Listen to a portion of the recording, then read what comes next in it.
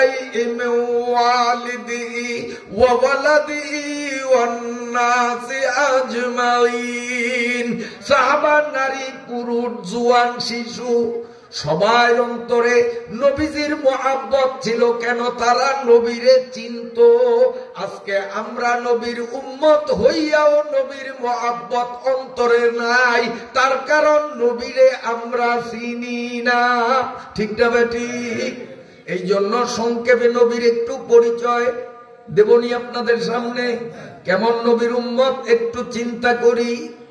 আল্লাহ নবী পয়গম্বরে খোদা সাল্লাল্লাহু আলাইহি ওয়াসাল্লামের বয়স, এই ধরেন আনুমানিক, এই যে টুপি পরা, এই যে সাদা বান্ধব, একটু দাঁড়া চাই বাবা, দাঁড়া দাঁড়া, ওর থেকেও ছোট নবীর বয়স, ওর অর্ধেক, ওর বয়স যা এলাবো, ওর বয়স যা তার অর্ধেক যখন নবীজির বয়স। তখন নবীজির দাদা আব্দুল মুত্তালিব কাবা ঘরের দেওয়ালে গাঁথনি দেয় পাথর দিয়া, আর এই বয়সের ছোট্ট ছোট্ট পোলাপাইনে দূরের থেকে পাথর কান্দে বহন করিয়া আব্দুল মুত্তালিবের দেয়। ইতিহাস জানেন, আমি ইতিহাস বলবো না, মূল কথাটা বলতেছি। তো ওই পোলাপাইনগুলি এই কান্দে পাথর টানতে ব্যথা লাগে, এই জন্য ওই পরনের লুঙ্গিটা খুলিয়া, বুঝছেন, দিয়া এইটার উপরে পাতলে বেগুন ল্যাংডা ল্যাংডা, ছোট বলেন তো আসস্কা, ছোট বলেন ল্যাংডা হইলে সরম আসেনি, এই ছোট গুণ ল্যাংডা হইলে সরম আসেনি, এখন এখন শরীয়তের হুকুম হয় নয়। কাজে এই ছোট্ট পোলা পাইন ল্যাংডা হইয়া তারপরে এই কাপড় এখানে দিয়া এইটার উপরে পাথর লইয়া আনে। কিন্তু শিশু মুহাম্মাদুর রাসূলুল্লাহ, সেও নাবালেগ ছোট্ট মানুষ, সে কিন্তু পরনের কাপড় কোলে নাই, ঘাটটা লাল হইয়া গেছে। দাদা আব্দুল মুত্তালিব সহ্য করতে পারে না, এই জন্য বারবার চাপ সৃষ্টি করে, দাদা ভাই ওদের মতো তুমিও ল্যাংটা হও, কাপড়টা কান্দে লাও, তোমার ব্যথা কম হবে। কয় না দাদা, হবে না, হবে না, আমার নবী এইভাবেই আনতেছে। কিন্তু দাদা আর সহ্য করতে পারেন না নাতির কষ্ট। এই জন্য দাদা দেখলেন নাতি যখন নিজে কাপড় খোলে না, দাদা জোর করিয়া শিশু মুহাম্মাদুর রাসূলুল্লাহর কাপড়টা খোলার জন্য টান দিল। এই কাপড়টা নাভির নিচেও যাইয়া সারল না, চিৎকার দিয়া শিশু মুহাম্মাদুর রাসূলুল্লাহ বেহুশ হইয়া যায়। গোটা দুনিয়ার মানুষকে তিনি প্র্যাকটিক্যালে শিখাইয়া দিল। ও দুনিয়ার মুসলমানেরা, মহিলাদের মাথার তালু থেকে পায়ের তালু পর্যন্ত সারা শরীর হলো পর্দা, ঢাকিয়া রাখার জায়গা। আলমারাতু আওরাতুন ইযা খরাজাত ইস্তাশরাফা আশ-শাইতান, মহিলাদের সারা শরীর পর্দায় রাখা জরুরি। আর পুরুষদের নাভি থেকে হাঁটু পর্যন্ত এইটুকুন ঢাকিয়া রাখা জরুরি। পুরুষের পর্দা হলো নাভি থেকে হাঁটু পর্যন্ত, মহিলাদের পর্দা হলো সারাটা শরীর। আল্লাহর নবী নাবালেগ অবস্থায় দাদা আব্দুল মুত্তালিবের সামনে গোটা দুনিয়ার মানুষরে প্র্যাকটিক্যালে দেখাইয়া দিল, আমি যদিও নাবালেগ, যদিও ছোট্ট, যদিও এখনো শরীয়তের কোন হুকুম আমার উপরে নাজিল হয় নাই, তারপরেও মানুষ হিসাবে আমি আমার বিবেক খাটাইয়া আমি বুঝলাম যে নাভির নিচ থেকে হাঁটু পর্যন্ত এই জায়গাটা অন্যের সামনে খোলা, এটা অশালীন কাম, এটা অসুন্দর কাম। আল্লাহর নবী নাবালিগ অবস্থায় গোটা দুনিয়ার উম্মতের পর্দার সবক দিয়া দিলেন। এই পর্দা আজকে আমাদের সমাজ থেকে এক পর্যায়ে বিদায় বললেই চলে, ঠিক না বেঠিক? পুরুষদের মধ্যেও নাই, আল খেতে যায়, জাল মারতে যায়, সুপারি গাছে ওঠে। আপনারা কি করেন? গোজ দেয় না কাঁচা দেয়? আমরা কি করেন? গোজ না কাঁচা? গোজ দেয়। তো গোজ দিলে তো রান দেখা যায় না, হ্যাঁ? হায় হায়, জাল মারতে যায় তা ওই গোজ দিয়া, তারপরে সুপারি গাছে ওঠে, নারকেল গাছে ওঠে, তাও গোস দিয়া রান দেখা যায়। অথচ আমাদের নবী নাবালেগ থাকতেই শিখিয়ে গেলেন, নাভি থেকে হাঁটু পর্যন্ত যতই তোমার কষ্ট হোক এই জায়গা খোলা ঠিক হবে না। নবীর উম্মত হইয়া এইভাবে আমরা গোস দিই। আর মেয়ে লোকদের অবস্থা রাস্তাঘাটে শহরে বন্দরে যেই কায়দায় চলে বলতেও লজ্জা লাগে। ওরা যে চলে ওদের লজ্জা লাগে না, কিন্তু ওদের চলন ভঙ্গিটা যে আমরা মুখে বলবো তাও লজ্জায় বলতে পারি না। আসলে ওদের রুচিই নাই, লজ্জা কি জিনিস এটাই বোঝে না। কাজে ওদের শিক্ষার উপরে ঝাঁটার বাড়ি, ওদের ওই শিক্ষার উপরে পিছার বাড়ি, ওদের ওই শিক্ষার উপরে জুতার বাড়ি। যেই শিক্ষায় তাকে শালীনতা শিখাইল না, ওই শিক্ষা শিক্ষা না, ওইটা শিক্ষার নামে কুশিক্ষা।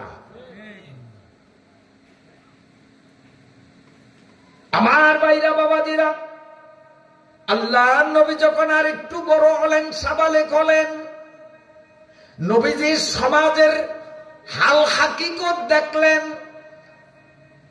শক্তিশালী যারা দুর্বলদের উপরে জুলুম করে, শক্তিশালীরা দুর্বলদের উপর অবিচার অত্যাচার করে, চুরি ডাকাতি অর্থনীতি লুটপাট। আমাকে তো সত্য গেলি নাই মনে হয়, হ্যাঁ? ক্ষমতা গেলেই দেখা যায়, ক্ষমতা থাকতে ফেরেশতা, ক্ষমতা গেলেই দেখা যায় কে কত মারছে। আল্লাহর নবী সাবালেক হইলেন, তখনও তিনি নবী হওয়ার সার্টিফিকেট পান নাই। ওই অবস্থায় যখন তিনি দেখলেন সমাজের মধ্যে অর্থনৈতিক ভাবে জুলুম, সামাজিক ভাবে জুলুম, যেখানে সেখানে অনিয়ম, তারপরে অত্যাচার, অবিচার, উৎপীড়ন, সমাজটা একটা অশান্ত। এই অশান্ত সমাজে শান্তি ফিরাইয়া সুখী সমৃদ্ধ সমাজে রূপান্তর করার জন্য আল্লাহর রাসূল সাল্লাল্লাহু আলাইহি ওয়াসাল্লাম নবীর সার্টিফিকেট পাওয়ার আগেই দুনিয়ার মানুষের পরিবেশটাকে শান্তিময় পরিবেশ, রাষ্ট্রটাকে শান্তিময় রাষ্ট্রে রূপান্তরিত করার জন্য হিলফুল ফুজুল নামক সংগঠনের মাধ্যমে দায়িত্ব পালন করছে কিনা।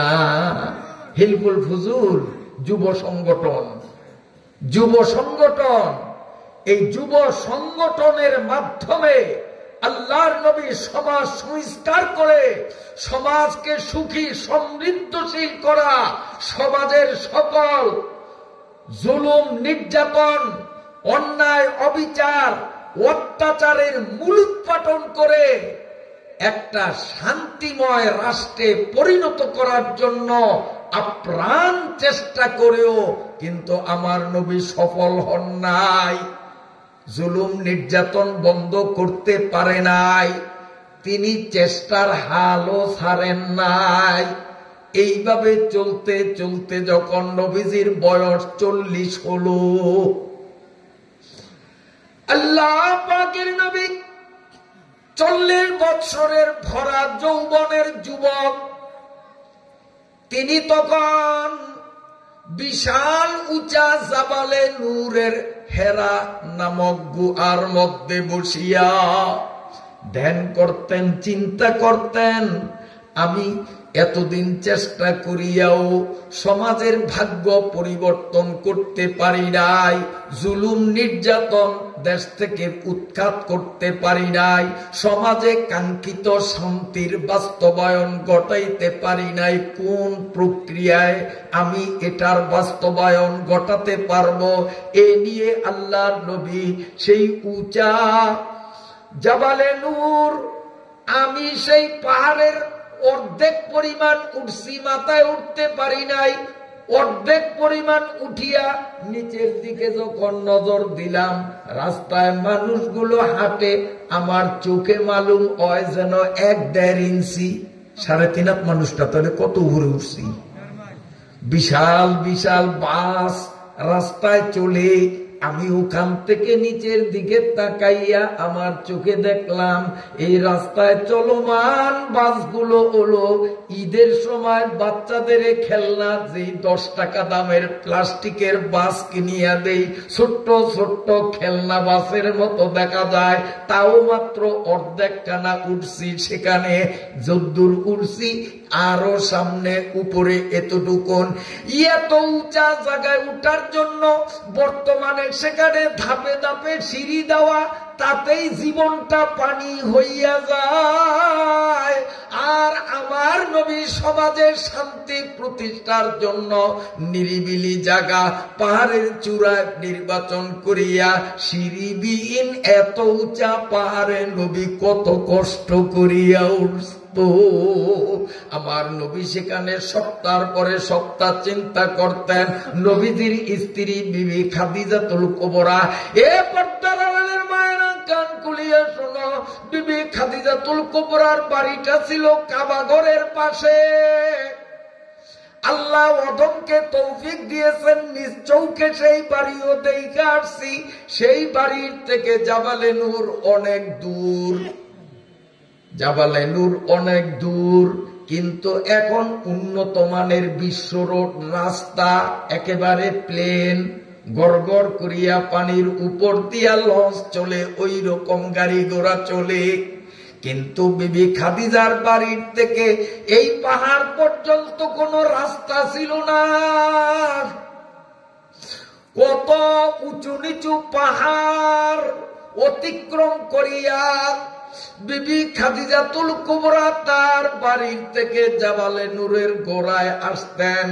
এরপরে জাবালে নূরের গোড়ার থেকে এত উপরে উঠতেন, যেখান থেকে নিচে তাকাইলে রাস্তার মানুষ চোখে মালুম হয় না, গাড়ি ঘোড়া চৌকে দেখা যায় না।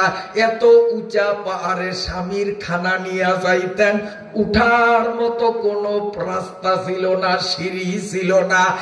এত কষ্ট করিয়া স্বামীরে খানা খাওয়াইয়াও স্বামীর পায়ের উপরে পড়িয়া বিবি খাদিজা বলতেন, স্বামী গো, আমি স্ত্রী হিসাবে আপনার যেই খেদমত করার ছিল কিচ্ছু করতে পারি নাই, আমারে মাফ করিয়া দেন। আর বর্তমানে স্বামীরা মরিচ বাড়ে, হলুদ বাড়ে, এখন মাতারিরা বাড়ে না, সব বেটারা। আগে মাতারিরা মরিচ বাড়তো না পাড়ায়, হলুদ বাড়তো না, এখন বাড়ে, এখন সব বাড়ে বেটারা। কেমনে? ওই যে বাজার থেকে মিলের থেকে হলুদের গুঁড়া করিয়া আনেন, মরিচের গুঁড়া করিয়া আনেন। ওনারা একেবারে আরামে থাকে, কোনো জয় ঝামেলা নাই। আগে ধান সিদ্ধ করা লাগতো, শুকান লাগতো, এখন তাও লাগে না। ধান সব বিক্রি করি, প্যাকেট করা রেডিমেড চাউল বাড়িতে আনি, মহিলাদের কোনো ঝামেলাই নাই। এরপরেও মহিলারা এত বড় নিষ্ঠুর, এত বড় অমানুষ, আল্লাহ মাফ করুক, এমন আরামে থাকিয়াও স্বামীর না শুকরি করিয়া বলে, তোর মতো কপাল পোড়ার সংসারে আসিয়া জীবনে শান্তি দেখি নাই। এমন কথা কয়, কথা কন, আমরাও গ্রামের গুণে কয় না। এত আরামে তাই অলিদ বাটন লাগে না, মরিচ বাটন লাগে না, বাড়া বান্ধন লাগে না, সব আমরা বেটারা করি। যেটি করতো মাতারিকা। পানি আনন লাগে না, কারণ আমার পানিও ঘরের মধ্যে। হ্যাঁ, আগে রাত্রে পায়খানা ধরলে, সকিনার পায়খানা ধরলে আজিজা করিমা খাদিজা আষ্টুগারে জাগেয়া আধা মাইল বদনালে আটকে যাওয়া লাগতো। কি এমন একটা যুগ আসেনি? আর এখন ঘরের মধ্যে পানিও আনন্দ লাগে না, খালি চাবি মোরাম দিলেই পানি বের হয়। এত আরামে আরামে থাকিও স্বামীর না শুকরি করো। জানিয়ে রাখো, মদিনার পয়গম্বর সাল্লাল্লাহু আলাইহি ওয়াসাল্লাম বলেছেন, যেই মহিলার মুখের কথায় স্বামীর মনে আঘাত আসবে, যেই মহিলা নিজের মুখের কথা দিয়া স্বামীর মনে ব্যথা দিবে, আল্লাহর নবী তার মেয়ে ফাতেমারে সাক্ষী করিয়া বলেন, ফাতেমা, আমি মেরাজের সফরে নিজের চৌকে দেখিয়া আসলাম, ওই মহিলার জিহ্বাটারে বিশাল লম্বা বানাইয়া ওই জিহ্বাটাকে উপরে কোনো কিছুর সাথে আটকাইয়া বান্ধাইয়া এই জিহ্বার উপরে মহিলাটাকে ঝুলাইয়া রাখা হয়। আর মহিলার মুখের মধ্যে আলকাতরা গরম গালি তো আলকাত্রা গুলো মুখের মধ্যে ঢালা হয়, ওই আলকাত্রার গরমে মহিলার পেটের নারী বুড়িগুলো গলিয়া গলিয়া পেশাবের রাস্তার পায়খানার রাস্তা দিয়া পড়ে, যেই মহিলা দুনিয়ায় তার স্বামীরে মুখের কথা দিয়া কষ্ট দেয়। আল্লাহর নবী আরো বলেন, কোন স্ত্রী তার স্বামীকে যদি একবার বলে, স্বামী তোমার ঘরে আসিয়া শান্তি পাইলাম না, খালি এক আওয়ার শব্দ বলল, আল্লাহর নবী বলেন সাথে সাথে ওই মহিলার আমল নামার থেকে 70 বছরের কবুল ইবাদত কাটিয়া দেওয়া হয়। সবাই বলি নাউযুবিল্লাহ। আল্লাহর নবী আরো বলেন, যেই মহিলারা স্বামীর বাধ্য হবে, স্বামীর অবাধ্য হবে না, স্বামীর খিদমত করবে, ধরে নেন স্বামীর টুপিটাই ধুইয়া দিল, শুক্রবার জুমায় যাবে, স্বামীর হুকুম ছাড়াই তার টুপিটা ধুইয়া দিল, গেঞ্জিটা ধুইয়া দিল। এ পর্দার মায়েরা কান খুলিয়া শোনো, তুমি তোমার স্বামীর একটা টুপি মাত্র ধুইলা, মনের আনন্দে যে আমি আমার স্বামীর টুপিটা ধুইতে পারলাম, মনের আনন্দে যদি একটা টুপি তুমি কথার কথা ধুইয়া দাও, সঙ্গে সঙ্গে আল্লাহ রাব্বুল আলামিন তোমার আমল নামায় 100 নেকি বসাইয়া দেন, 100 গুনাহ তোমার আমল নামার থেকে কাটিয়া দেন। কিন্তু বর্তমান সমাজে এগুলি নাই, উল্টো মহিলাদের কাম পুরুষরা বেশিরভাগ ফ্যামিলিতে করতে হয়, তারপরেও অসভ্য মহিলাদের জ্বালায় পুরুষদের জীবন অতিষ্ঠ প্রায়। মিছা কথা কইনি তো। বিবি খাদিজা কোন রাস্তা ছিল না, এখন তো তার বাড়ির থেকে জাবালে নূরে যাওয়ার কি সুন্দর রাস্তা, ওই সময় রাস্তা ছিল না, কত কষ্টে আসতেন। এরপরে পাহাড়ে ওঠার সিঁড়ি ছিল না, না জানি কত কষ্ট করিয়া তিনি উঠিয়া স্বামীকে খানা দিতেন, তারপরেও কোনদিন চোখ উল্টাইয়া স্বামীর সাথে কথা বলতো তো দূরের কথা, বরং স্বামীর পাও ধইরা মাপ চাইতেন, স্বামী গো স্ত্রী হিসাবে যে খিদমত করার কথা ছিল কিচ্ছু করতে পারি না, আমারে মাফ করিয়া দেন। আমার ভাইরা বাবাজিরা, এই জাবালে নূরের মধ্যে নবীজির বয়স তখন 40 বছর। নবীজি তখন চিন্তা করেন সমাজের জুলুম, নির্যাতন, বৈষম্য এগুলার বিদায় করিয়া আমি সমাজকে সুখী, সমৃদ্ধশালী, শান্তিময় কিভাবে বানাইতে পারি, কোন পথে বানাইতে পারি চিন্তা করেন। হঠাৎ আল্লাহ রাব্বুল আলামিন জিবরাইল ফেরেশতার মাধ্যমে পবিত্র কোরআনুল কারীমের 30 নম্বর পারার সূরা আলাকের প্রথম 5টা আয়াত নিয়ে পাঠাইয়া আল্লাহ রাব্বুল আলামিন নবীকে বুঝাইয়া দিলেন, নবী গো, হিলফুল ফুজুল নামক সংগঠন করিয়া সমাজে শান্তি প্রতিষ্ঠার জন্য আইন আপনারা মানুষেরা বানাইছেন। মানুষের বানানো আইন দ্বারা পৃথিবীতে কোনোদিন শান্তি আসতে পারে না। যদি পৃথিবীতে, রাষ্ট্রে, দেশে শান্তি আনতে হয়, তাহলে আমি আল্লাহ পৃথিবী বানাইলাম, আমি আল্লাহ মানুষ বানাইলাম। এই পৃথিবীর মানুষগুলোর কাঙ্ক্ষিত শান্তি বাস্তবায়ন করার নীতিটাও আমি আল্লাহ বানাইলাম। আমার নীতির নাম হবে আল কোরআন। এখন থেকে আমি এই নীতি, এই আল কোরআন একটু একটু করে আপনার কাছে পুরাটাই দিব। এই আল কোরআনের আলোকে যদি সমাজ গড়েন, রাষ্ট্র গড়েন, 100% গ্যারান্টি আমি আল্লাহ দিলাম, ওই রাষ্ট্র, ওই সমাজ হবে শান্তিময় রাষ্ট্র। আল্লাহর রাসূল কোরআনের আলোকে দেশ শাসন করছেনই না, রাসূল করে নাই। কারণ রাসূল হইছেন নবী মানুষ, খালি ওয়াজ নসিহত করছে, খালি কবর জিয়ারতের কথা কইছে, আখিরাতের কথা কইছে, রাষ্ট্র সম্বন্ধে কথা কি নবী কইছেনি কোনদিন? কথা কয় না, হ্যাঁ, খালি কইছে। হ্যাঁ, ও আচ্ছা, খালি মুখ দিয়া কয় নাই, নিজে রাষ্ট্র, এখন যেমন দেশ আমাদের বাংলাদেশে ডক্টর ইউনূস সাহেব যেই চেয়ারে বসা, আমার নবী ওই চেয়ারে বসা ছিলেন, রাষ্ট্রের প্রধান থাকিয়া রাষ্ট্র পরিচালনা করছেন। এরপরও একদল বেআক্কেল মূর্খর দলরা বলে যে কোরআনে কোনো রাজনীতি নাই। এটা মূর্খ না তো কি? এটা তো মূর্খ। কইছে কে যে কোরআন শরীফে আলহামদু সূরা তো বড় সূরা বাদ দিলাম, সবচেয়ে ছোট্ট সূরা ইন্না তাইনা, এই ইন্না তাইনা সূরাটা যদি ধরিয়া দেখতে পর ওই সূরায় দেখিয়া দেখিয়া ইন্না তাইনা বানান করিয়াও পড়তে পারবে না। সে কয় কোরআনের রাজনীতি নাই। ও গাদা, তুই কোরআনের কি বুঝস, কি আছে কি নাই?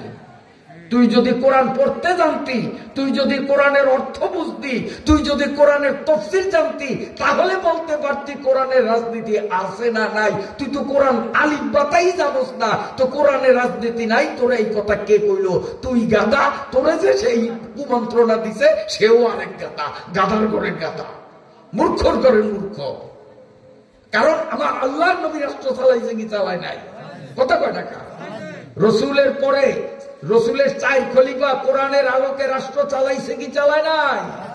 কারণ আগেই বলেছি আমার নবী থিওরিক্যাল নবী নন, আমার নবী থিওরিক্যাল এন্ড প্র্যাকটিক্যাল নবী।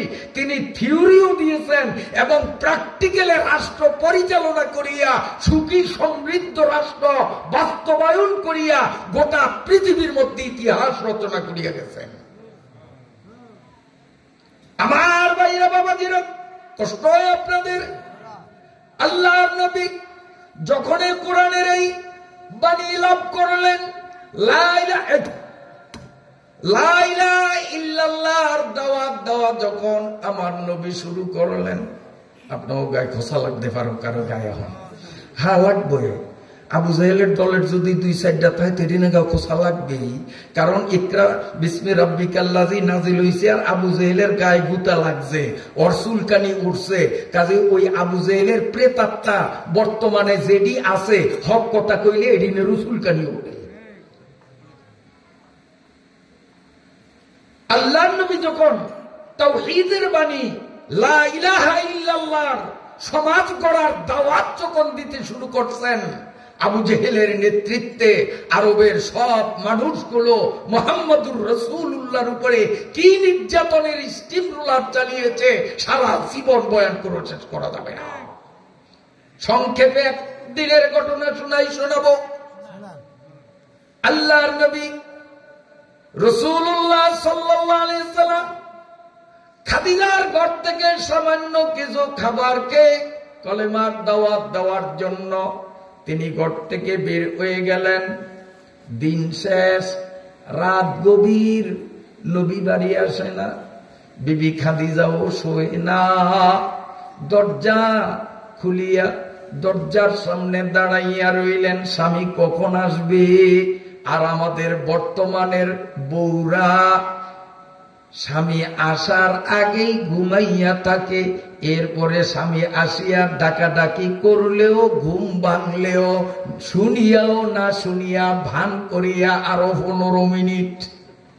কেউ শীতের ডরে লেফেতন বাইরে কেমনে খারিছে, আরো 15 মিনিট খারো। এরপরে যখন জোরে জোরে দুয়ারে লাত্তি মারা শুরু করেন আর চেতাচেতি শুরু করেন, তো লেদা ফলাই নাচা তো রয়েছে ঘুম যাইয়া আস্তে বন্ধু সিমুর দেয় দিলি তো ঘুমন্ত ফলায় সিমুর খাইয়া ভেবে করিয়া কান্দিয়া ওঠে। আর এখন অতি খাতার তলে থাকি এত চেতাচেতি করেন কা, কি একটা ভদাই করছেন এইটার জ্বালাই তো থাকতারি না, ওরে থামাইয়া লই আরো দাঁড়ান, আধা ঘন্টা খারাপ করে রাখে। আসেনি আমার কাছে বহুত আছে। এরপরে কি করবো, দেহে যে আর চেতাচেতি সহ্য হয় না, চট করিয়া উড়ে দুয়ারটা উড়নের সময় ওই বাচ্চার বন্ধুসি করে আরবকে দিয়া কান্দন লইয়া উঠিয়া যাই, এই দুয়ারটা খুলি দেখছেন কি একটা শুয়োর হত্যা করছেন, কি কান্দন কান্দে, ওর জ্বালা থাকতারি না, আমি ওরে থামাই। আপনি যান বাদ দুগা চালন পাতি গরম করি, এরপরে খান না, এই চুলের দ্বারা আপনারা ভাটাইব। ওর করবেন কি, ঠান্ডা খাইতারেন না, গরম টরম করিয়া মনে না চাইলেও খাইছেন, খাইয়া লইয়া আইয়া এখন কম্বল লেফের তলে খাতার তলে যাইবেন, অর্ধেক গেছেন, এখনো বেকান যাই আর এমনি গেছেন। বিয়ালের কালে মূর্খার খুব আটকাইছি না আটকাইছি মনে নাই, বাইরে একটু চাই আবার শীতের মধ্যে আরে ওয়াজে তো রাত 12টায় গেছেন বাড়ি, আধা ঘন্টা রাখছে দুয়ারও খাড়া করে, এরপরে সালন আমরা দিয়া গরম করাইলো, হুইতে গেছেন, হ্যাঁ শান্তি নাই, আমার মুখের কোচর করত। আল্লাহ আল্লাহ মাফ করুন। এরপরে কয় গোলামের সংসারে আইয়া শান্তির সুমা দেখি নাই, এদিনের ফিস আমার দরকার। বেজার হয়েছে নি আপনারা? বেজার না বলি কি হেতিরা তো বেজার, হেতিরা কেউ যে বক্তা পাইছে কই।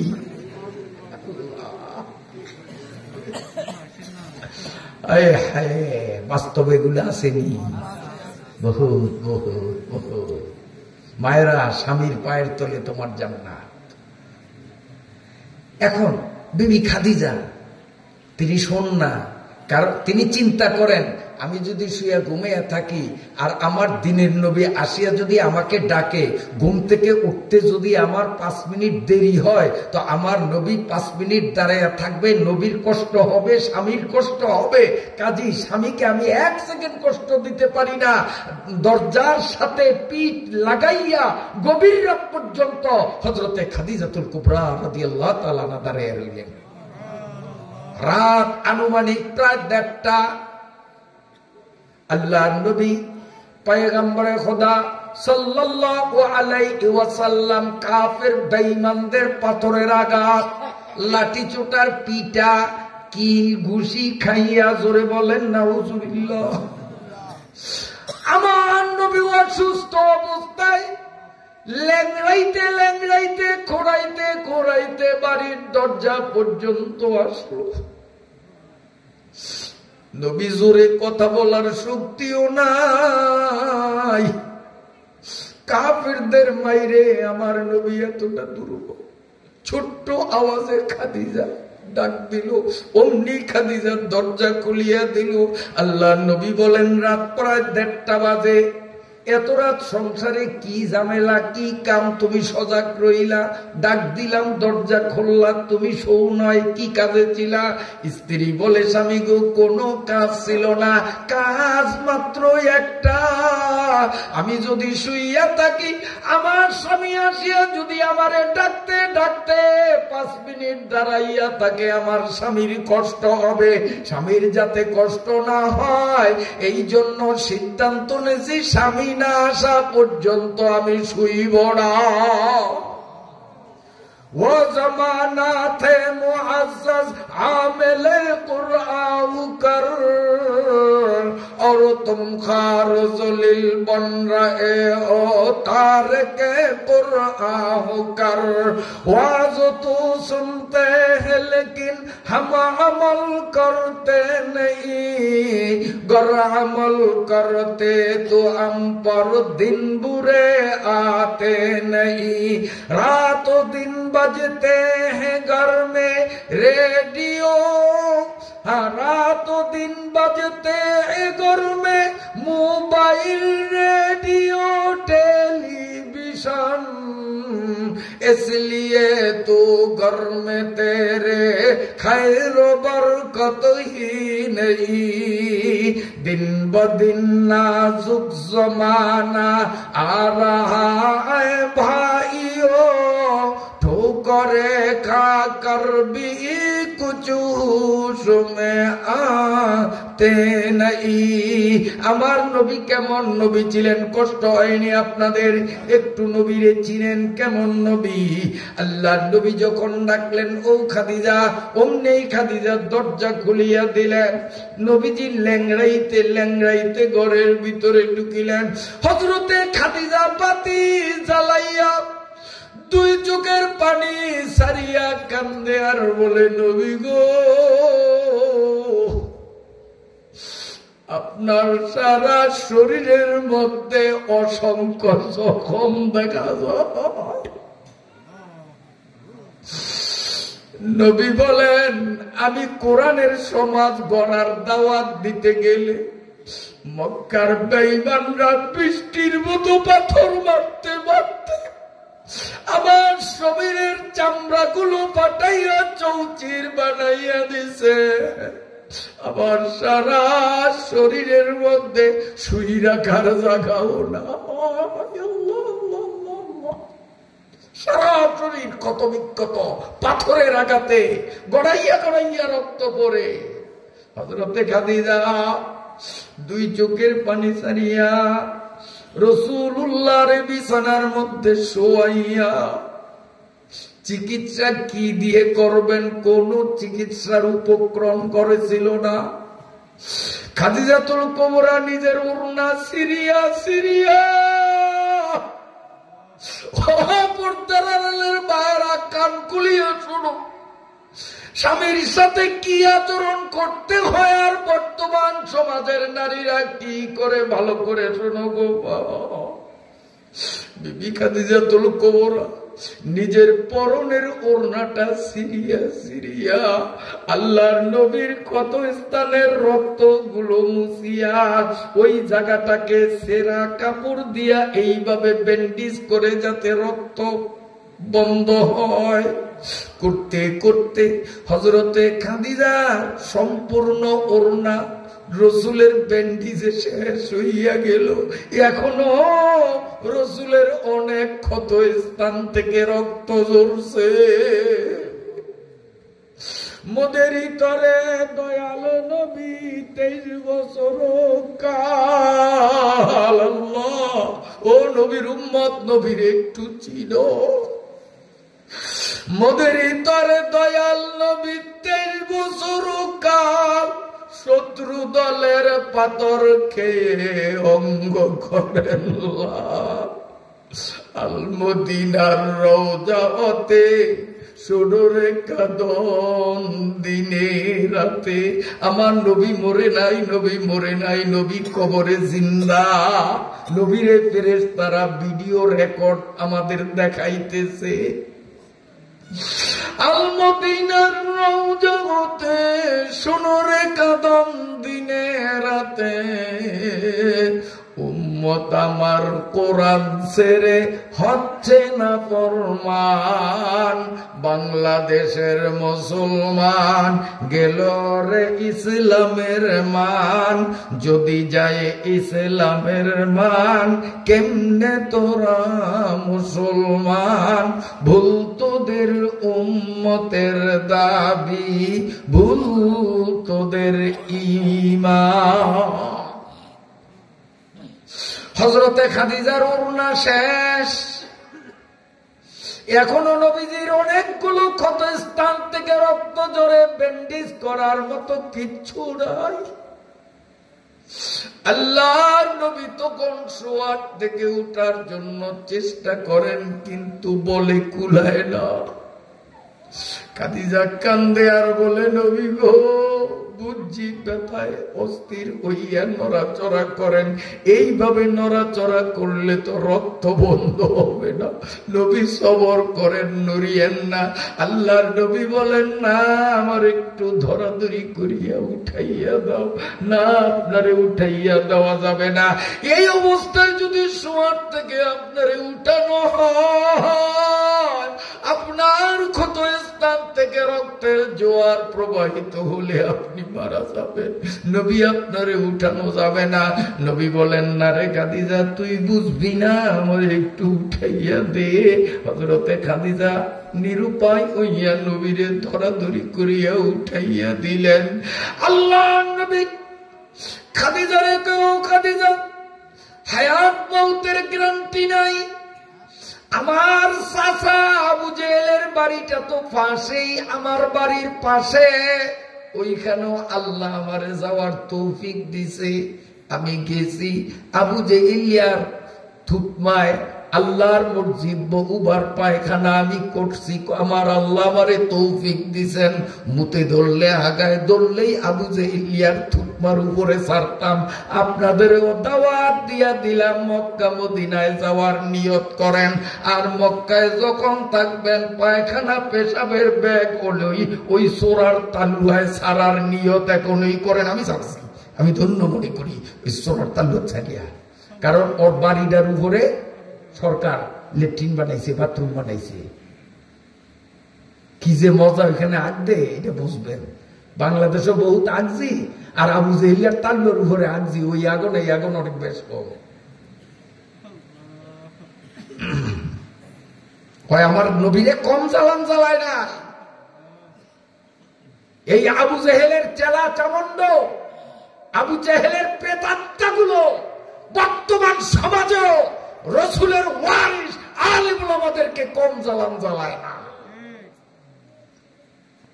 কিন্তু আমরা স্পষ্ট ভাষায় বলবো, রসুলরে যত জ্বালাইছে রসুল হকের দাওয়াত ছাড়ে নাই, ছাড়ছেনি। কাজে রসুলের ওয়ারিসরাও যত নির্যাতন, যত জুলুম, যত অত্যাচার, যত জেল, যত কারাবরণ করা দরকার করবে, তবুও আলেমরা কখনো হকের দাওয়াত দেওয়া বন্ধ করবে না। আল্লাহ নবী বলেন, ও খাদিজা, চাচার বাড়িটা তো কাছে, হায়াত মৌতের গ্যারান্টি নাই। এই রাতে যদি চাচা মারা যায় সে তো চির জাহান্নামী হবে। আমি একটু কষ্ট করে হলেও গভীর রাতে চাচার গলায় কলেমার মালাটা পরাইতে পারি কিনা। খাদিজা জড়াইয়া ধরিয়া বললেন, না না নবী গো, আপনার প্রাণের শত্রু, এই গভীর রাতে আপনি অসুস্থ মানুষ, আপনারে আবু জেহেলের বাড়ি আমি যাইতে দিব না। আবু জেহেল আপনারে মারবে, আপনারে দেব না। নবী বলেন, আমারে আটকাইস না, একটু চেষ্টা করি। আল্লাহর নবী ল্যাংড়াইতে অনেক কষ্ট করে করে আবু জেহেলের বাড়ি গেলেন। দরজায় গিয়ে ডাক দিলেন, চাচা, ও চাচা। ভিতর থেকে বলে, কে রে, এত গভীর রাত্রে ভাতিজা মুহাম্মদ নাকি? কয়, জি চাচা, আমি আপনার ভাতিজা মুহাম্মদ। এই বদমাইশ দরজা খুলল। কিরে ভাতিজা, এত রাত্রে কি? আল্লাহর নবী বলেন, চাচা, হায়াত মৌতের গ্যারান্টি নাই। এই অবস্থায় যদি আপনি মারা যান, আপনি 100% নিশ্চিত জাহান্নামী, চির জাহান্নামী। চাচা গো, মনে মানে না, প্রাণে সয় না, তাই আমি অসুস্থ মানুষ, হাঁটতে পারি না, অনেক কষ্ট করিয়া আপনার মায়ায় পড়িয়া আসলাম। চাচা, আমার আনিত কলেমাটা একটু গ্রহণ করে। আল্লাহর নবী যখন আবু জেহেলের কলেমার দাওয়াত দেয়, কাচ্চা বুঝছি ভাতিজা, এই জন্য আসছো তো, একটু দাঁড়াও, আমি তৈয়ার হইয়া আসি। এই বলিয়া আবু জেহেল ঘরের ভিতরে গেল। আমার নবী বুক ভরা আশা নিয়ে অপেক্ষমান। চাচাই বুঝি উজু গোসল করিয়া পবিত্র কাপড় পরিয়া কলেমা পড়বে, প্রস্তুতি হইয়া আসবে। আমার নবী বুক ভরা আশা নিয়ে চাচার আগমন অপেক্ষায় তিনি প্রতীক্ষমান। কিন্তু দেখা গেল একটু পরে আবু জেহেল, আমার দিকে তাকান, 1 বিঘা লম্বা একটা লাঠি, এই লাঠির মাথায় 1.5 হাত লম্বা মোটা একটা রশি বানল। এই রশির মাথায় একটা গিরা দিল। এটারে পিছনে নিয়া নবীজির কাছে আগাইতেছে। আর আমার নবীর কলিজায় যেন আনন্দের ঢেউ বইতেছে। চাচা তৈয়ার হয়ে আসছে, কলেমা পড়বে। কিন্তু আমার নবীর সামনে আসিয়া লাঠিটা মুঠ করিয়া ধরিয়া ওই মোটা রশি দিয়া আমার অসুস্থ নবীর গায়ে যখন আঘাতের পরে আঘাত আনতে আরম্ভ করলো, রশির আঘাতের চোটে নবীর গোস্ত গুলো শরীর থেকে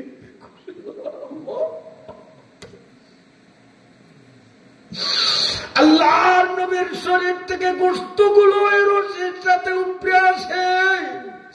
মারতে মারতে মারতে মারতে আমার দয়ার নবীর রক্তের জোয়ারের মধ্যে শোয়াইয়া আবু জেহেল বলে, কলেমা প্রচারের মজাটা কেমন লাগে দে।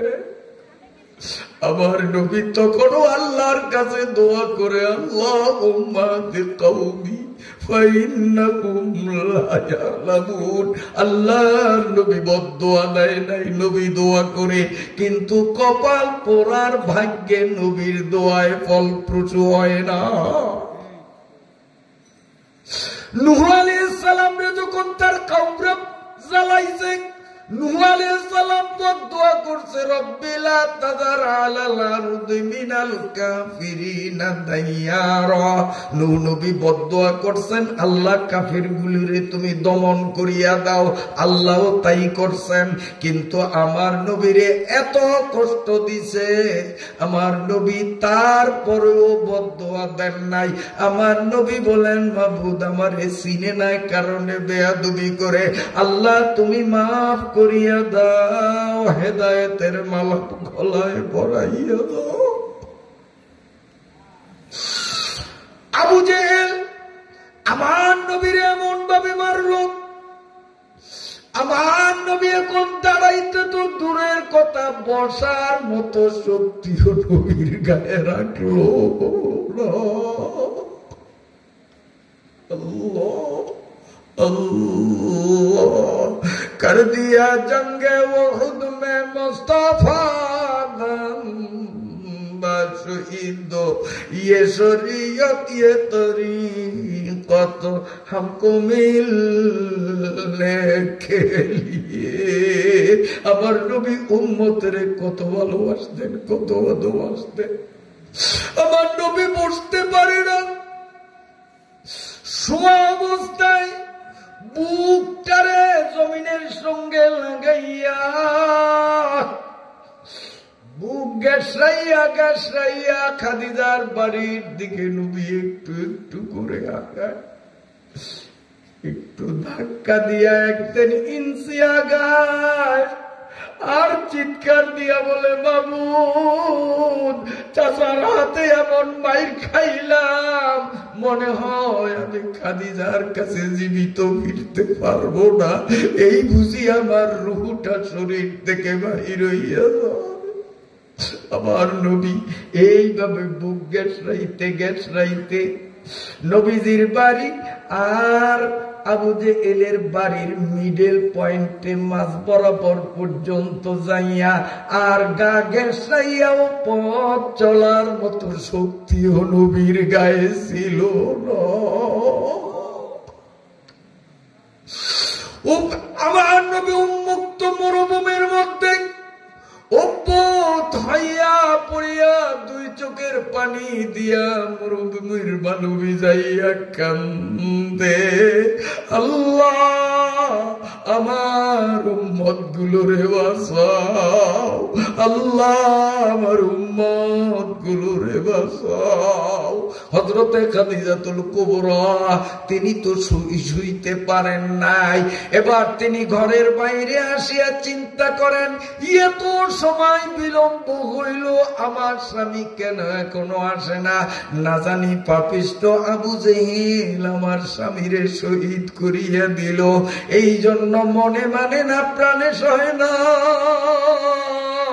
খাদিজাতুল কুবরা স্বামীর অবস্থা দেখার জন্য উঠানের কিনারে আসিয়া মরুভূমির মধ্যে যখন তিনি উকি ঝুঁকি বাড়তেছিলেন, হঠাৎ তার দৃষ্টি গোচর হলো ওই যে মরুভূমির মধ্যে একটা লাশের মতো কি যেন দেখা যায়। হযরতে খাদিজা গড় গড় করিয়া 2 চোখের পানি ছাড়িয়া কান্দে আর বলে, আবু জেহেল বুঝি আমার দিনের নবীরে লাশ বানাইয়া মরুভূমিতে পালাইয়া দিছে রে, আমার নবীরে দেখার মতো বুঝি কেউ নাই। হযরতে খাদিজাতুল কুবরা নবীরে লাশ ভাবিয়া পাগল বেশে তিনি নবীর কাছে গেলেন, যাইয়া দেখেন না নবী লাশ হয় নাই, এখনো নবীর শ্বাস প্রশ্বাস চলে। নবী জোরে কথা বলতে পারেন না, আস্তে আস্তে কথা বলে। হযরতে খাদিজাতুল কুবরা মহিলা মানুষ, অনেক কষ্ট করিয়া আল্লাহর নবীরে কোলে তুলিয়া কান্দে আর বলে, স্বামী গো, আমি না বলছি আবু জেহেল আপনারে মারবে, কেন আপনি গেলেন? আল্লাহর নবী বলেন, খাদিজারে রক্ত যেইভাবে ঝরে মনে হয় মারা যাব, আবার রক্তগুলো একটু ব্যান্ডেজ করিয়া বন্ধ করিয়া দে, আমি আবারও চাচার কাছে দাওয়াত নিয়ে যাব। আমি আমার চাচারে আবারও হেদায়েতের দাওয়াত দেও। আমার ভাইরা বাবাজিরা খুব খেয়ালে শোনেন, খুব খেয়ালে শোনেন আমাদের নবী কেমন নবী। হযরতে আনাস ইবনে মালিক রাদিয়াল্লাহু তাআলা আনহু নবীজির বিশিষ্ট সাহাবী, তিনি বর্ণনা করেন জাওয়াজের হিন্দি নামক কিতাবের মধ্যে হাদিসটা উল্লেখ করা হয়েছে। হযরতে আনাস ইবনে মালিক রাদিয়াল্লাহু তাআলা আনহু বলেন, একদিন অসময়ে জিব্রাইল নবীজির সামনে হাজির। জিব্রাইল ফুপাইয়া ফুপাইয়া কান্দে, দুই চোখের পানি পড়ে। আল্লাহর নবী বললেন, জিব্রাইল অসময় কেন আসলা, আর এইভাবে তুমি কান্দবা কেন, কারণটা কি? ফেরেশতাদের তো কোনো দুঃখ নাই, তুমি কেন কান্দো? ফেরেশতা জিব্রাইল বলেন, নবী গো, আমি আমার দুঃখে কান্দি না। ইয়া রাসূলুল্লাহ, আল্লাহর নির্দেশে আমি যখন আপনার কাছে রওনা দিলাম, আমি আল্লাহর কাছে একটা দাবি করছি, মাবুদ, জাহান্নামটা যাওয়ার পথে একটু দেখতে মন চায়। আল্লাহ আমার দাবি পূরণ করছেন, অনুমতি দিয়েছেন, তাই নবী গো আপনার কাছে আসার পথে আমি একটু জাহান্নামটা দেখতে গেলাম। আমি জাহান্নামের কিনারে দাঁড়াইয়া জাহান্নামের ভিতরে নজর করিয়া কি কি শাস্তি দেখলাম। আল্লাহর নবীর সামনে হযরতে জিবরাইল এক এক করিয়া সব বয়ান করতেছিলেন। আল্লাহর নবী জিব্রাইলের মুখ থেকে জাহান্নামের পানিগুলো শুনতেছে, আর দয়াল নবীর দুই চোখ থেকে টপ টপ করিয়া পানি পড়ে। আল্লাহ, বেহেশত আছে, দোজখও আছে, বিশ্বাস না হয় মরে দেখো। যেমনই কর্ম তেমনি ফল, বিশ্বাস না হয় করে দেখো। আরে যেমনই কর্ম তেমনি ফল, বিশ্বাস না হয় করে দেখো। দোজখও আছে, বেহেশত আছে, বিশ্বাস না হয় মরে দেখো। মরিয়া দেখলে লাভ হবে, মরিয়া দেখলে লাভ হবে। আল্লাহ, কষ্ট হয় আপনাদের, কষ্ট হয়। নবীর পরিচয়টা দেই, তারপরে মেরাজে আসবো। কোন নবীর মেরাজ, কেমন মেরাজ। আমার বাইরে বাবাজিরা, আমি সংক্ষেপ করলাম, বয়ানটা দিলাম না। জিব্রাইল আমিন কিন্তু নবীজির সামনে জাহান্নামের কঠিন সাজার বিবরণ গুলো যখন এক এক করিয়া দিতেছে, আমার নবীর দুই চোখ থেকে গড়গড় করিয়া পানি পড়তেছিল। এক পর্যায়ে নবীজি জানতে চাইলেন, জিব্রাইল, দোজখটা কয় তালা? যেমন দালান 5 তালা 10 তালা এরকম থাকে না? আল্লাহ নবী জানতে চাইলেন, জিব্রাইল, জাহান্নামটা কয় তলা বিশিষ্ট? জিব্রাইল বললেন, ইয়া রাসূলুল্লাহ, জাহান্নাম হইল 7 তালা বিশিষ্ট জেলখানা। আল্লাহর নবী বললেন, কোন তালায় কারা সাজা ভোগ করবে তুমি কি এ ব্যাপারে জানো? হ্যাঁ নবী, আমি বিস্তারিত ভাবে জানি। আল্লাহর নবী বললেন, তাহলে আমাকে একটু বলো, কোন তালায় কোন নবীর পাপী উম্মতদের সাজা দেওয়া হবে? এবার জিব্রাইল আমিন বলেন, ইয়া রাসূলুল্লাহ, কত নম্বর তালায় অমুক অমুক অমুক অমুক নবীদের পাপী উম্মতরা সাজা ভুগবে, অত নম্বর তালায় অমুক অমুক অমুক নবীর পাপী উম্মতরা থাকবে। এইভাবে বলতে বলতে জিব্রাইল 6 তালার হিসাব দিয়া জিব্রাইল চুপ হইয়া যায়। নবী বলেন, এ জিব্রাইল, অল্পক্ষণ আগে তুমি বলছো জাহান্নামের বিল্ডিংটা হলো 7 তালা, 6 তালার হিসাব পাইলাম, 1 তালার হিসাব পাইলাম না। এই তালাতে কোন নবীর উম্মত সাজা ভোগ করবে বলো? জিব্রাইল বলেন, আমি বলবো না। নবী বললেন, না, তোমার জানা থাকলে বলা লাগবে। জিব্রাইল বলেন আমার জানা আছে নবী গো, বলবো না, আপনি জানতে চাইেন না। আল্লাহর নবী বলেন কেন জানলে তুমি বলবা না? বলতেই হবে। জিবরাইল আমিন দেখলেন আর উপায় নাই, নবী চাপ সৃষ্টি করছে বলার জন্য। জিবরাইল তখন বলেন ইয়া রাসূলুল্লাহ আমার জানা আছে, তারপরেও আমি বলতে রাজি না, কারণ আমি তো আপনারে ভালো করিয়া চিনি। যেইটা আমি বলি নয় এই তালায় কারা সাজা ভোগ করবে আমি যদি বলি আপনি সহ্য করতে পারবেন না, আপনি বেহুশ হইয়া যাবেন। আল্লাহর নবী বলেন সেটা আমার ব্যক্তিগত বিষয়, তোমাকে বলতেই হবে। জিবরাইল আমিন ভীত কণ্ঠে আল্লাহ নবীর সামনে বলেন ইয়া রাসূলুল্লাহ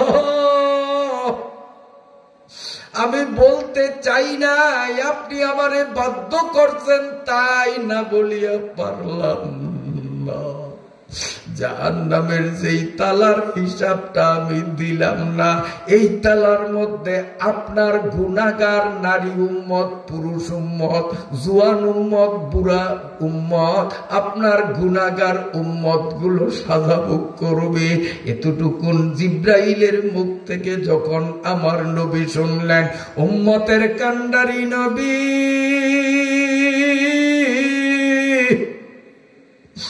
তার উম্মত জাহান্নামের মধ্যে জ্বলবে কথাটা সহ্য করতে পারে নাই।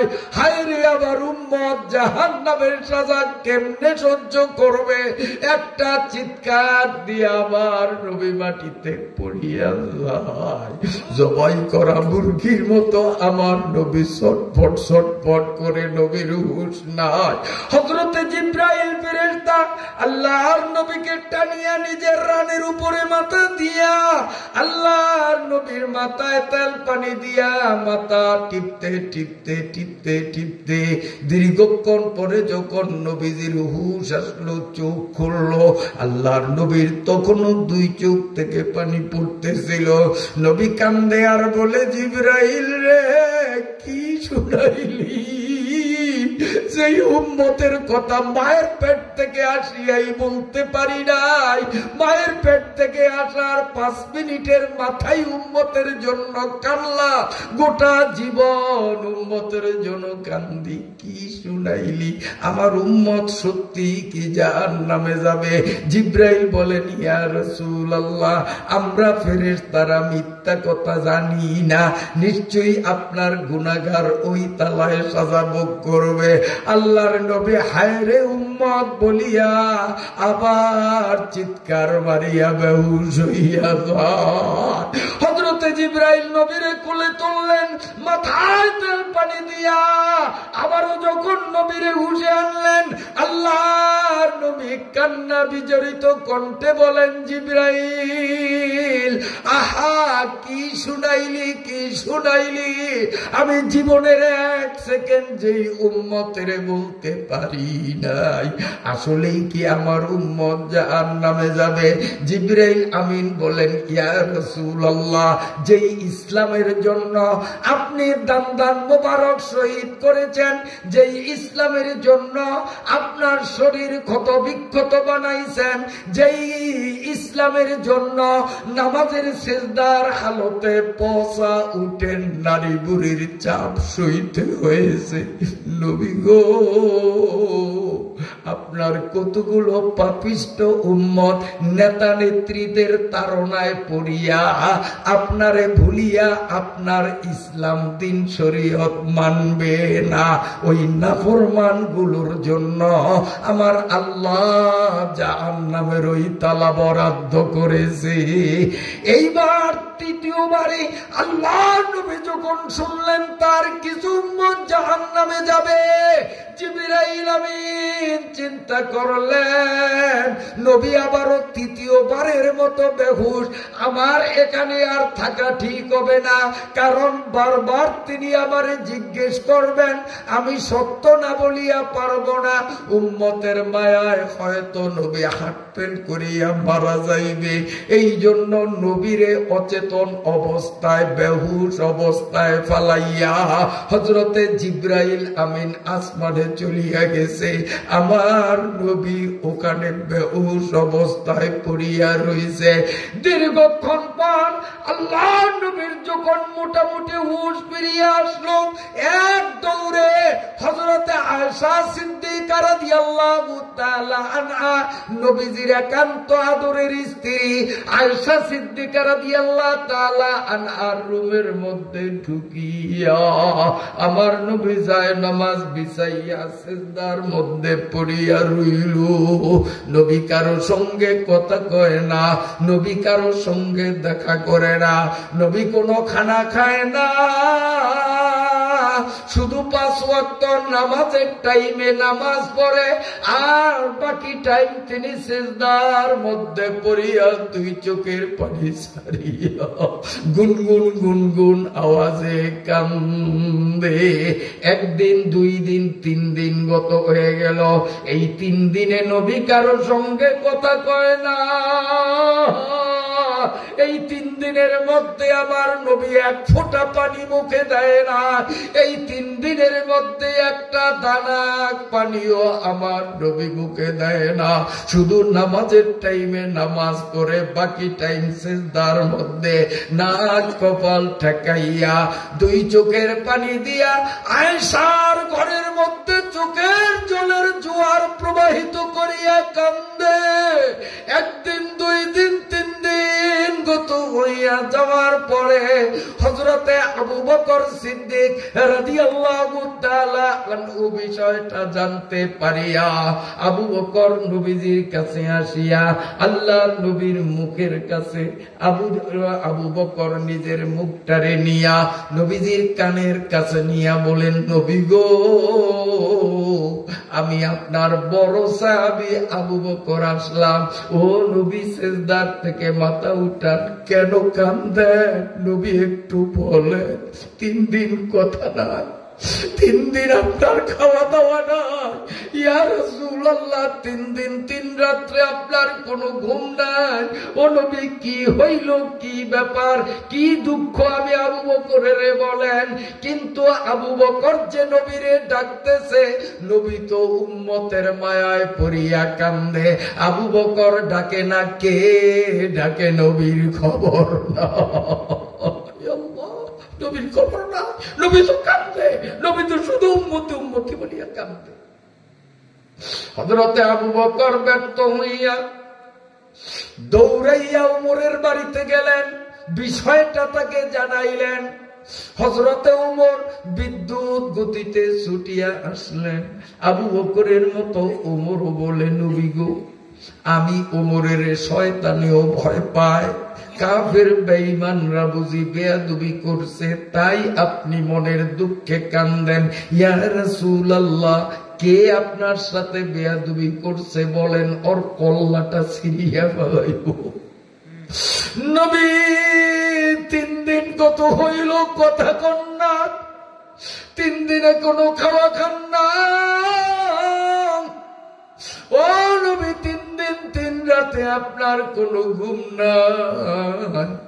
আমি ওমর আপনার পাশে আছি বলেন, কিন্তু ওমর ডাকে না, কে ডাকে? নবীর খবর নাই।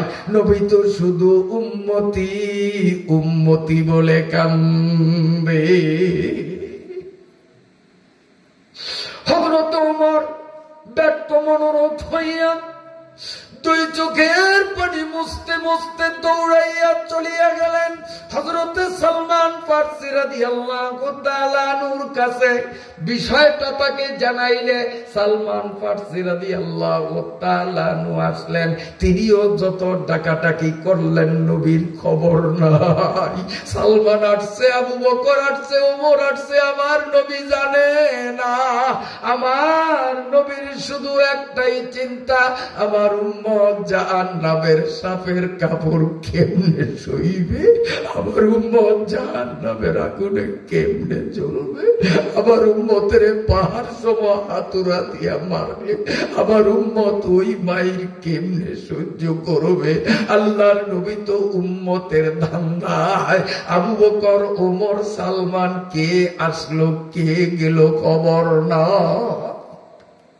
হযরতে সালমান দীর্ঘক্ষণ পর্যন্ত ডাকিয়াও নবীর সাথে কোনো কথা বলতে পারেন নাই। তিনি দুই চোখের পানি ছাড়িয়া বুক বাসাইয়া কান্দে।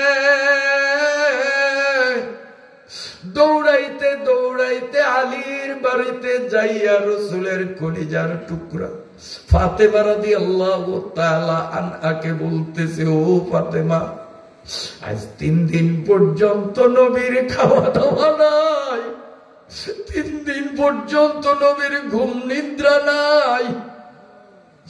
আবু বকর গেছে, ওমর গেছে, আমি গেছি, নবী কথা কয়। তুমি তো নবীর কলিজার টুকরা ফাতেমা, একটু যাইয়া দেখো কি হইছে নবীর। স্বামীর অনুমতি নিয়া হযরতে ফাতেমা এক দৌড়ে বাপের বাড়িতে নবীজির কানের সঙ্গে মুখ লাগাইয়া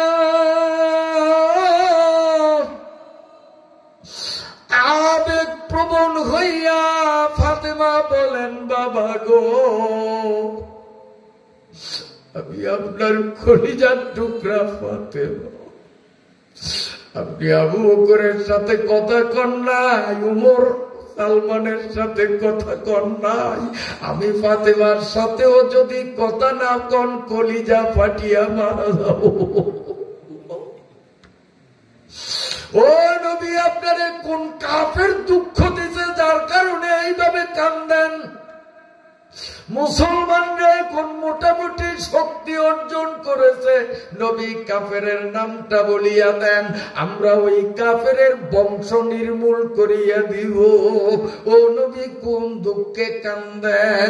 এইভাবে ফাতেমা যখন নবীজির কানে কথাগুলো বলে, আল্লাহ নবীর তখন চেতনা আসলো যে আমার মেয়ে ফাতেমা কথা বলে। আল্লাহর নবী ফাতেমারে বললেন, ফাতেমারে ডিস্টার্ব করিস না, ডিস্টার্ব করিস না, আমারে কানতে দে, কানতে দে। তোরা কি দেখোস নাই ওহুদে আমার দাঁত ভাঙছে, আমি কান্দি নাই। তাইফে আমারে রক্ত ঝরাইছে, আমি কান্দি নাই।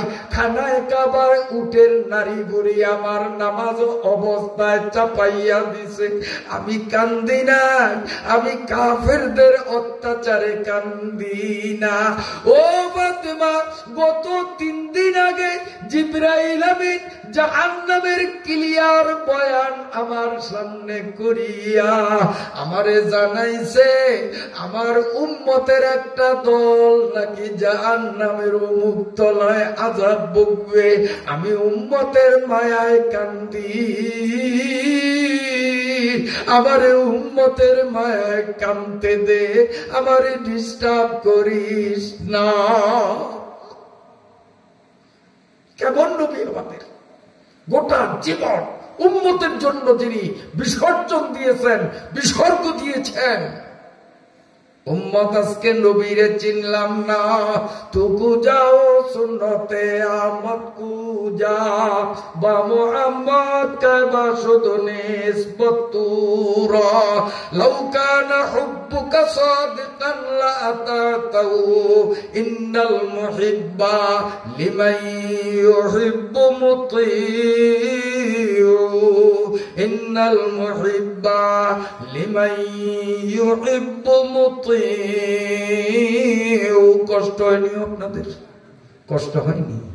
কেমন দরদি নবীর উম্মত আমরা, আমাদের জন্য তিনি কেমন কাঁদছেন, কোন দিক যাব। যেই মেরাজের কথা বলার আশ্বাস দিয়েছি, যখন মেরাজে রওনা দিবেন, জান্নাতের বাহন বোরা কাবাগরের সামনে হাজির। জিবরাইল আমিন বলেন, ইয়া রাসূলুল্লাহ, বোরাক হাজির, আপনি ওঠেন। আল্লাহ নবী দুই চোখের পানি ছাড়িয়া সিজদার মধ্যে গুনগুন করিয়া কান্না আরম্ভ করছে। আল্লাহ বলেন, দোস্ত আমার, আদম থেকে ঈসা পর্যন্ত যত নবী আমি দুনিয়ায় পাঠাইলাম, একজন নবীরেও আমি দাওয়াত দিয়ে আসমানে আনি নাই, আরশে আযমে আনি নাই। শুধুমাত্র এটা স্পেশাল, আপনার বিশেষত্ব, আপনারে দাওয়াত দিলাম। আপনি তো হাসতে হাসতে আসবেন, এখন তো কান্নার কথা না, হাসার কথা। আপনি কেন কান্দেন? আল্লাহর নবী হাউমাউ করিয়া কান্দে আর বলে, মাবুদ গো, আমারে তোমার বাড়িতে মেহমান হিসাবে নেওয়ার জন্য তুমি বোরাক পাঠাইছ। আমার অন্তর কাঁপিয়া উঠছে। 50,000 বছর ধরিয়া আমার উম্মত গুলো হাসরের মাঠে দাঁড়াইয়া, আমার উম্মত গুলো ক্লান্ত শ্রান্ত অবসন্ন হইয়া জান্নাতের টিকিট পাইলে এই মানুষগুলো পায়ে হাঁটিয়া কেমনে জান্নাতে যাইবে? আল্লাহ আমারে মেরাজে নেওয়ার জন্য যেমন বাহন দিছ, বোরাক দিছ, কিয়ামতের ময়দানে আমার প্রত্যেকটা উম্মতকে হাসরের ময়দান থেকে জান্নাতে পৌঁছার জন্য একটা করিয়া বোরাক দেওয়ার ওয়াদা যদি না দাও, আমি বোরাকেও উঠবো না, মেরাজেও যাব না। দেখলেন কেমন নবীর উম্মত, আল্লাহরে কেমন বেকায়দায় ফেলাইছে।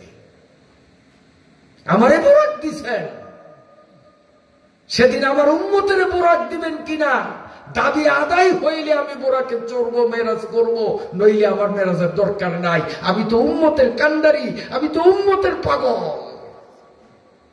আল্লাহ রাব্বুল আলামিন বললেন, দোস্ত, আপনার সুন্নত মানিয়া, আপনার আনিত রীতি আর নীতি মান্য করিয়া, আপনার খাঁটি উম্মত হইয়া যেই মানুষটা কবরে আসবে, আমি আল্লাহ আপনাকে কথা দিলাম, ওয়াদা দিলাম, তাদের জন্য, প্রত্যেকের জন্য হাসরের মাঠে একটা একটা বোরাক দেব। ওই বোরাকে চড়িয়া বিদ্যুৎ গতিতে তারা জান্নাতে চলিয়া যাবে। আল্লাহ দাবি আদায় করছে, উম্মতের পাগল নবী উম্মতের জন্য।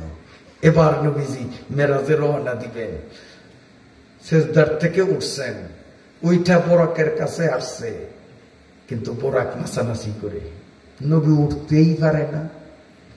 কেমনে উঠবে বোরাকের ভিডিও? ওই তামরা গরু কোরবানি আরো মিলিয়ে দেন না কেমন করে, ঠেঙ্গে গলায় সিংহে বান্ধেও তো রাখা যায় না। আপনার কথা আসেনি এরকম? এই বোরাক ওই রকম খালি কবর উত্তাল পাতাল করে। জিব্রাইল একবারে মেজাজটা গরম হয়ে গেছে, হাতে আসিল লাঠি, একবারে খুব জোরে সোরে টাস পিড়ে পিঠের একটাবারে একটা পেয়াদব। জানোস তো পিঠে কে উঠবে, কার সাথে বেয়াদবি শুরু করছ, একটু নড়াচড়া করবি না, সাইজ করিয়া দেব। বাড়ি একটা দিছে। আল্লাহ পাকের কুদরতে বোরাকের জবান খুলিয়া গেছে, মানুষের মতো কথা বলা আরম্ভ করছে। আমার আল্লাহর কুদরত আছে, আল্লাহ পারেনি বোরাক দিয়ে কথা কইতো, পারে না। উস্তে চলতা নেমসালাম মরুরা নিস্তে কাসরা জোরা এ চু অচেরা সোনে কাস্তি সালাতি মিকুনাদো নজমেরা রজমেশায়াতি মিকুনাদ। সর্বময় ক্ষমতার মালিক আমার আল্লাহ বোরাক দিয়ে কথা বলাবার শক্তি আছে না? না। এখন ওই বোরাক কথা বলার আমার দিকে চাও, বড় চোখ লালি দিয়া, চোখ রঙ্গনে দিয়া, এই সাবধান জিবরিল, বাড়ি একটা দিছ, কিচ্ছু কই নাই, আবার যদি বাড়ি দাও তো খবর আছে। জিব্রাইল থরথর করিয়া কাঁপে, কারণ বোরাকে দমক দিছে জিব্রাইলে। জিব্রাইল ডরে কলজা কাঁপে, খালি খালি কাঁপে যে আবার আমারে দিয়া বইয়ে নি, উল্টা ডরে কাঁপে। এখন বোরাকে জিব্রাইল রে কয়, এই জিব্রাইল বেয়াদব কইছো আমারে, চিনো বেয়াদব কারে কয়? চিনিয়া দিমু, কারে বেয়াদব কইছো? তুমি ওনারে চিনো নাই, আমি ওনারে চিনি, এই কারণে ওনারে আমার ফিডে আমি লই না। কত কথাটা কেমন হইল? কথাটা উল্টো হইল না? জিব্রাইলের কয় নবীর দিকে আঙ্গুল দিয়া, হে জিব্রাইল তুমি ওনারে চিনো না, যার কারণে আমারে পিডান দিছ, ওনারে পিডে নেওয়ার জন্য। আমি ওনারে চিনি, এই কারণে আমার ফিডে ওনারে উঠতে দেই না। জিব্রাইল থরথর করে কয় কিরে, ওনারে যদি চিনে যে উনি বিশ্ব নবী, উনি আখিরি নবী, উনি আল্লাহর স্পেশাল গেস্ট, আল্লাহর প্রধান অতিথি, তাই তো এখানে আরো ভদ্র নম্র হইয়া তারে ফিডে লইব। চিনলে এই কথা না? আমি চিনি এই কারণে পিডে লই না। কথাটা উল্টো হইল না? জিব্রাইল কয় বোরাক ডরেও সেতে না, বোরাক কথাটা বুঝি নাই, কারণ বুঝার মতো জ্ঞান তো তোর নাই। ও জিব্রাইল আরো নরম, জিব্রাইল যত নরম হয় বোরাক তত গরম হয়। পিডা দিস, মাফ করলাম, আরেকটা দিতে খবর আছে। তুই চিনস না ওনারে? আমি চিনি, এই কারণে আমার পিঠে উঠতে দেই না। জিব্রাইল কয় কিচ্ছুই তো বুঝলাম না। আল্লাহ নবী বলেন, ও জিব্রাইল আসলেই তুমি আমারে চিনো নাই। ও আমারে চিনছে, এই জন্য আমারে পিঠে নেয় না, তার কারণ এখানে চলে প্রেমের খেলা। মিয়ানে আশিকো মাশুকে রমজিস, তো মিয়ানে আশিকো মাশুকে রমজিস, কিরামান কাতিবিন রাম খবরনিস। এখানে ছেলে প্রেমের খেলা, তুমি বুঝবা না, ও বুঝে, আমি বুঝি। জিব্রাইলকে ইয়া রাসূলুল্লাহ একটু আমারে বুঝান, নাইলে তো মনে খুঁতখুঁতানি ছাড়বে না। বরাক কয় জিব্রাইল শোনো, ইনি হলেন আল্লাহর স্পেশাল গেস্ট, আল্লাহর প্রধান দাওয়াতি মেহমান। আমি বোরাক এত বড় সৌভাগ্যবান, আমার পিঠে চড়িয়া ইনি আল্লাহর বাড়িতে বেড়াইতে যাবেন, এটা আমার জন্য কত সৌভাগ্যের ব্যাপার। কিন্তু ওনারে আমি পিঠে চড়ার সুযোগ দেই না, তার কারণ হাসরের ময়দান থেকে ইনি যখন জান্নাতে যাওয়ার প্রস্তুতি নিবে, লক্ষ লক্ষ বোরাক ওনার সামনে হাজির হইয়া ওনারে ডাকবে, হুজুর আমার পিঠে উঠেন। বোরাক ওইটা বলবে, আমার পিঠে ওঠেন। ওই কাতারে আমিও থাকবো, আমিও ডাকবো, হুজুর আমার পিঠে ওঠেন। আজকে যদি উনি আমার পিঠে চড়িয়া আল্লাহর আসমানে যাইতে চায়, আমারে কথা দিতে হবে হাসরের ময়দান থেকে আমার পিঠে চড়িয়া জান্নাতে যাইয়া সেই দিনও আমারে ধন্য বানাবে কিনা, এই ওয়াদা না দেওয়া পর্যন্ত আমি ওনারে পিঠে চড়তে দেব না। মিয়ানে আশিকো মাশুকে রমজিস, মিয়ানে আশিকো মাশুকে রমজিস, তো কিরামান কাতিবিন রাম খবরনিস। বোরাক নবীরে চিনল, উম্মত নবীরে চিনলাম না।